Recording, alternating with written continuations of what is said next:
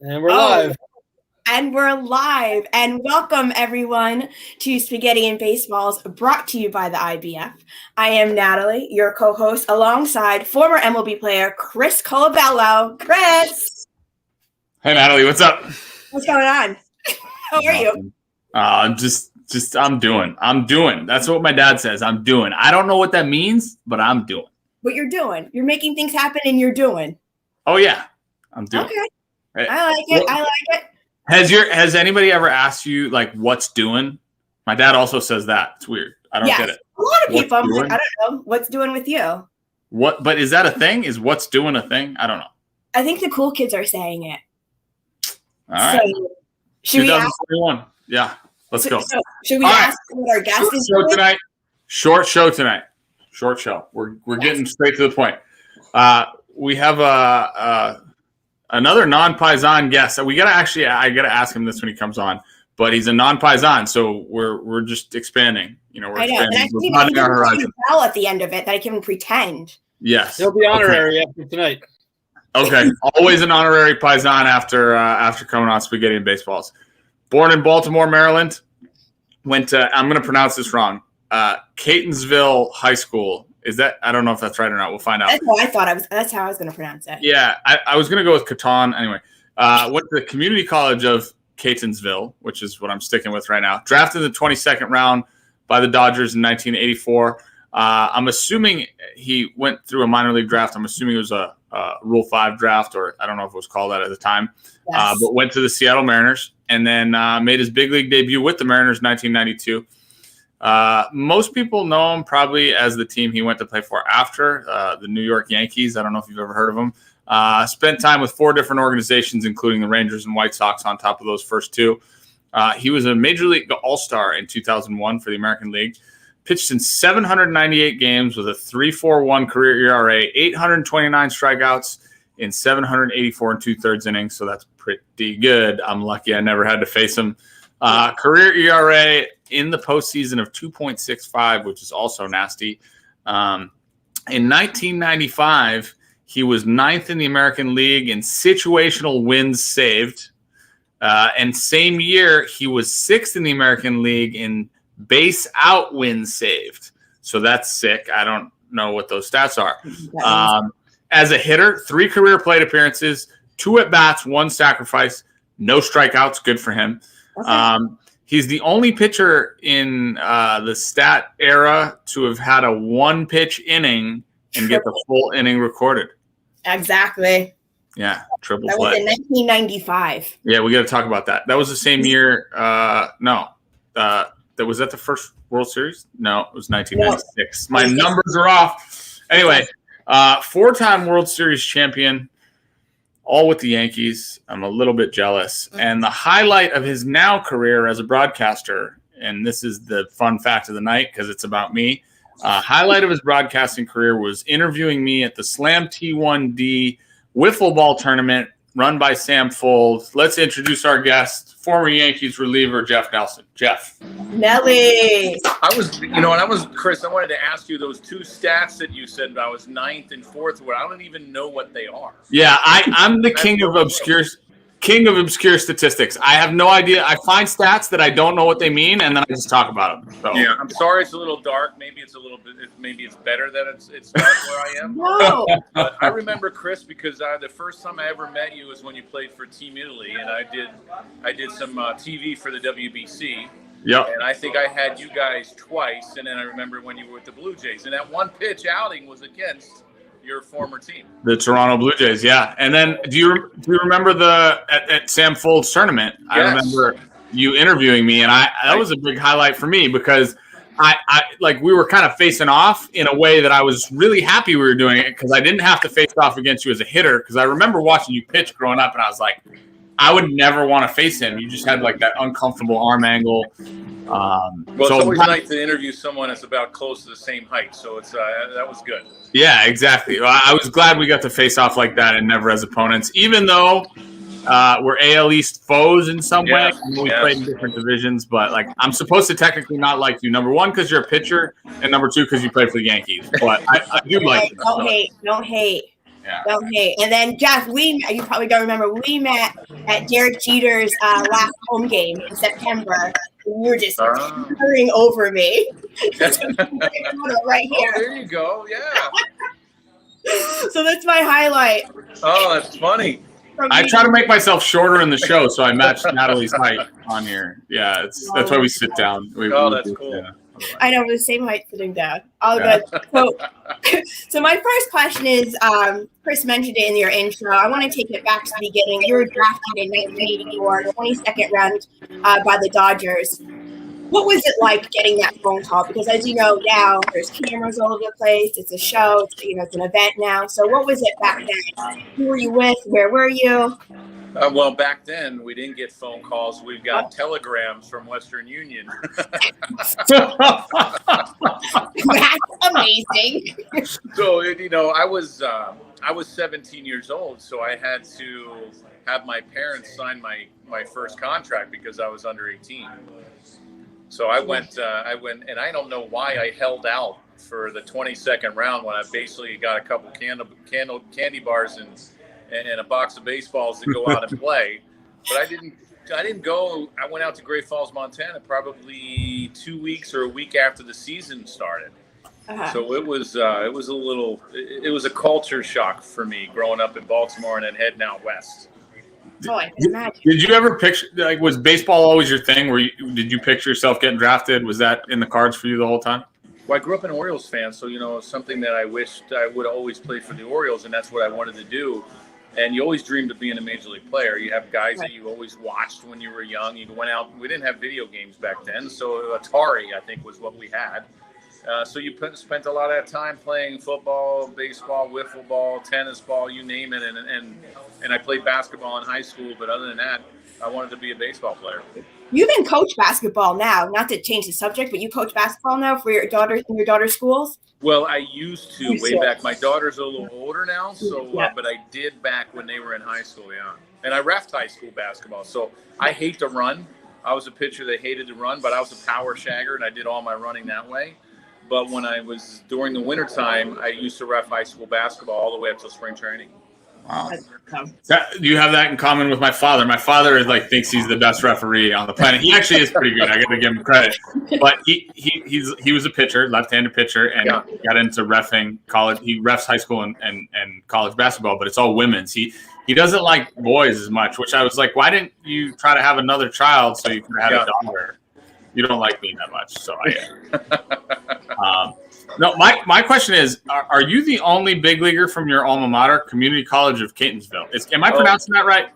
No, actually, let's see. So I don't know where the community college, I see that in the bio. So I never went to any kind of, I went to, when we went on strike in 94 is the only time I ever went to, I took 2 classes at a junior college out in Seattle. But there's one pitcher that actually pitched for the Dodgers.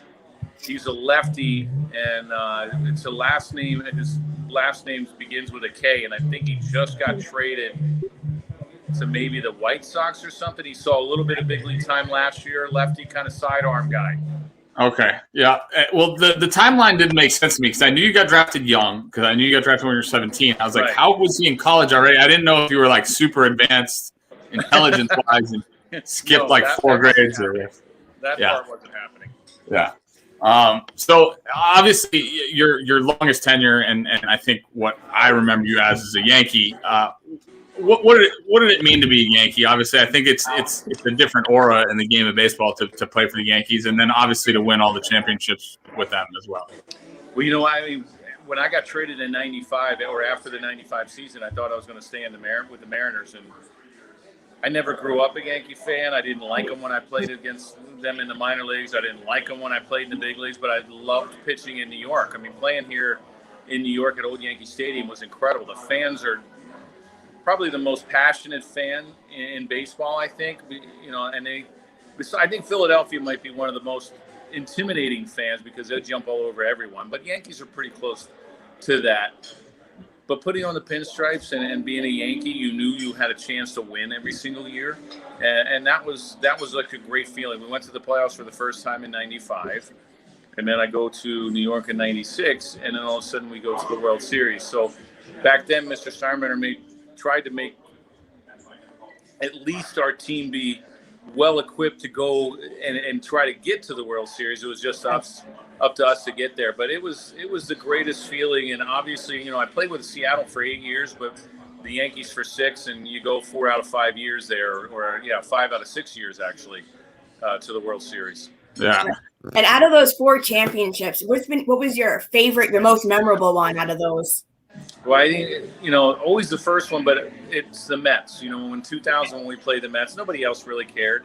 But when we were in New York and you have houses, you get all the Subway Series memorabilia, or you go to a sporting goods store, or you go and watch the news, and you're seeing 2 houses that are their neighbors. One's a Yankee fan, one's a Met fan.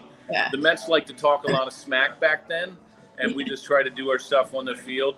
But that was the best. That was by far the best World Series I've ever been a part of, just because it was all within the same city. Yeah, no, that's amazing. I'll never forget that World Series. It was pretty legendary, obviously. It's so funny because I remember you as a Mariner, but to even think of the fact that you spent more time in Seattle, where you had that time all together in New York, I just remember those bullpens that you guys had were pretty vicious in those years. And it felt like you won every year, right? And I grew up in Boston, so I had to experience the wrath of it. Not that I was a huge Red Sox fan; I just loved baseball. But I just remember watching you pitch against the Red Sox all the time and being like, man, I really don't want to face that guy. Was your delivery? Were you always kind of like a 3/4 onslaught, like down there? Or was that something that you developed as you moved along?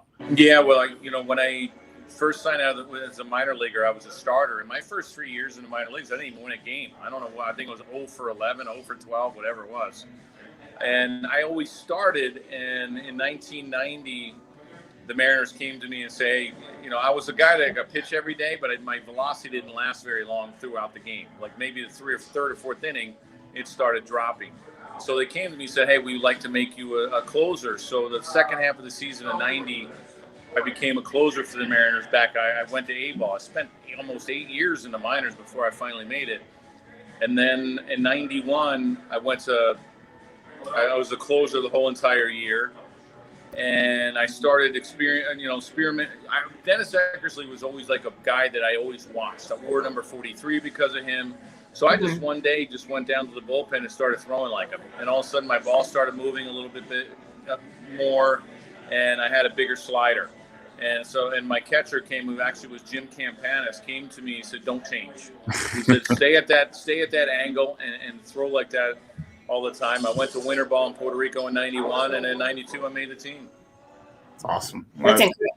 And with your pitching, you also had this unique move that Michael Kay calls the old Jeff Nelson, where you would throw take a throw to third and turn around to throw to first. Right. With the balk. That's a balk now. And the only reason why I did it was either I didn't have a great grip on the baseball, or I was probably struggling that day and I needed to try to see if I could steal an out somewhere. And I only got one guy, Manny Alexander, for the Orioles out of maybe 100 times that I ever did it. You actually probably I could have got more guys at third base, but our third baseman was so far off, and nobody ever comes and picks off a guy at third base. Right. But you always do it just to see if you can catch some guy sleeping over there at first base. Yeah. I remember, I don't remember basically any relievers from the 80s and 90s. None. When I was growing up, and you were always the guy that I remembered because, first of all, and now that I know it, I've gotten to be a little bit, by the way, but you always had a look on your face like you were the scariest dude on the field, and I was super intimidated the first time I met you. I was like, man, I just remember being scared of him, but you stood out to me for that. So you were a star in my mind, and then obviously in 2001 you got to be a Major League All-Star. What was that experience like for you? You asked me about the World Series, and out of all the World Series and accomplishments, being an All-Star, that was probably my greatest accomplishment. I mean, no middle reliever ever really made it, and that year we had 3 of them. We had Mike Stanton, Paul Quantrill, and myself, and that was my first year back in Seattle, and after being in New York. So half of my team were either my teammates, because we had 8 guys off the Mariners that year because we were having such a great season, and there probably was 6 or 7 Yankees. So half the team was guys that I already knew or played with. So, as far as nerves, and I was playing in my home stadium, so I'm like, oh, this is easy.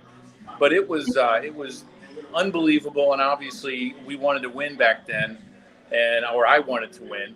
I come in after I pitched, and half the guys were already gone. I'm like, oh, this is a disappointment. They're all going home.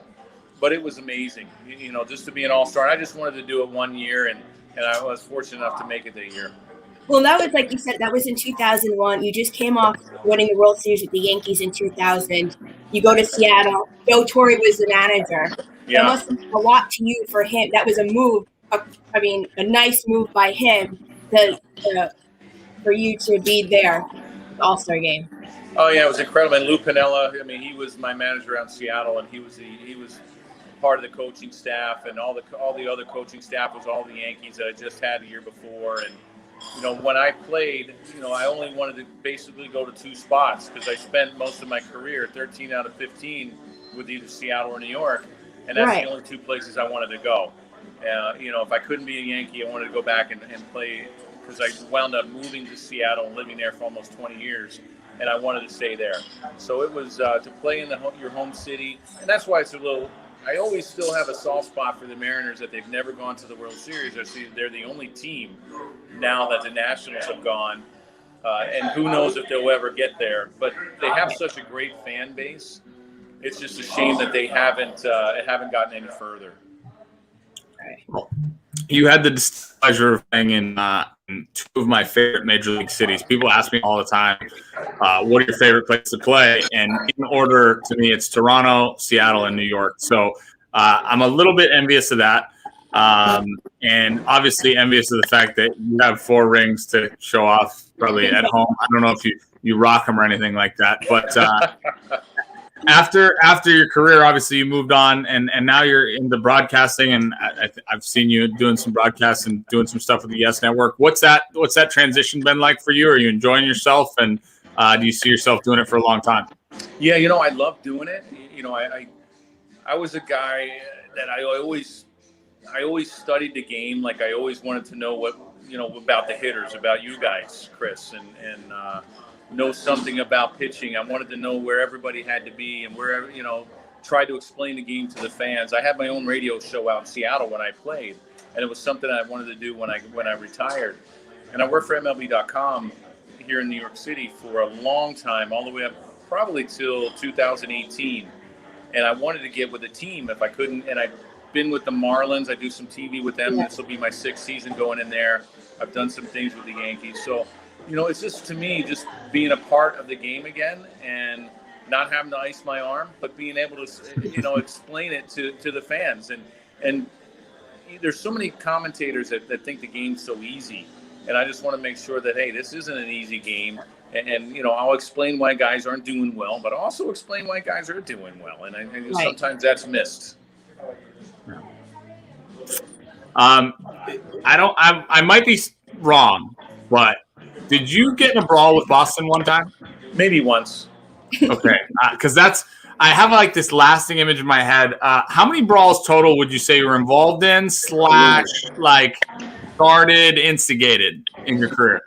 I don't know. Let's see. I don't know if I've ever started one, but maybe we used to have really good brawls back in the day now. Yes. The most famous one is when I was with the Yankees and we fought with Baltimore. I was just going to say the Baltimore one. Yeah. And then when I was in Seattle in '93, we had a big fight with the Orioles in Camden Yards. That was always a good one. Boston was the one was in a bullpen. That's when Pedro Martinez threw down Don Zimmer. Yeah. Yes. Yeah, so you can see where my feelings of like being scared of you came from. Like I saw you on TV, and like you had the mustache, and like I was like, oh my god, this guy is a bad dude. Like I want him to be my teammate. I don't want him on the other side of the field. And obviously your stature. But the thing of it is I didn't. The one thing that I did do is I protected you guys. If you guys got hit, I was always someone that, okay, I'm going to hit someone because you guys got, and I always knew that if you guys got hit on purpose. Yeah. Right. I didn't hit, if I hit someone, it's because I was coming inside and maybe my ball ran in and maybe hit somebody in the hand or hit somebody, very few times that I ever intentionally hit someone, and the only time I ever did it is if you guys got hit, and that was just a payback. If I gave up a home run, you could have danced all around the plate. I don't care what you did. I mean, you deserve it. I hung the pitch. I made the mistake. Go ahead and enjoy the home run. Well, so I didn't care about that stuff. It's incredible. Like, you honestly, and again, the times that I've gotten to meet you, I've done like a full 180 on you, and I look forward to talking to you the next time after this show. Anytime. I would love to come on with you guys longer. Maybe it'll be a little bit lighter the next time. Yeah, and you know what? We'll say. You know what we're gonna do? We were told we have to talk about one more thing. Yeah. You got to know Marco Mattieri a little bit. Obviously, Marco was my manager with the Italian team. Just talk about how that relationship started and where it's at today, if it is still ongoing. Yeah, I got to know your manager, Marco, when I was doing that WBC when you played for Team Italy. And, with Joe Caglione and all the stuff that you guys have done for the Irish American Baseball Hall of Fame and stuff, I think it's been incredible. And I've been to Italy once, and I'm looking forward to going back again. And I want to call Marco, and I'm going to get a backseat tour of something that maybe tourists don't get to see. But it's you guys do such a great job. It's a shame that I'm not Italian, even though I love Italian food. It's more I'm Irish. You're one of us now. Guy. Yeah. Well, listen. What I'm going to do, I'm going to make sure I talk to Marco tomorrow. Number one, yes. And I'm going to tell him I spoke with you. Number two, we're going to set up the trip, and number three, we're going to dub you as a de facto Italian. So when we go over there, we'll make a trip together. We'll put an O on the end of your last name. It'll be Nelsono. And yes. We'll have a good time. We'll have some vino. I'll set up all the private tours. Hey, I'm in. All right. I'm in. You let me know I'm in. You get one rapid fire question tonight. It's Natalie's. That's it, and then we'll let you go. Okay, go ahead. So I do this every show, and it drives me nuts. Well, you'll see. Honorary Italian, you like Italian food. Is it sauce or gravy? Oh, wow. I think it's going to have to be gravy. What? You just went. Hey, Natalie just X'd you off the list. I know. See, makes it really personal. You made me an honorary Italian. No, hey. I'm talking about a country guy now. I used to go out. My grandfather had horses and stuff. I'd go out there all the time when I was young, so it's more gravy. I tell her all the time, it just depends where you grew up. We can't hold it against you. I know. I won't hold it against you. I won't hold it, but there goes the magic. Jeff, it was great talking to you. We'll let you get back to what you're doing. Thank you so much for coming on, and I look forward to chatting with you again, all right? Great seeing you guys at any time. All right, take care. See you. See you guys. All right.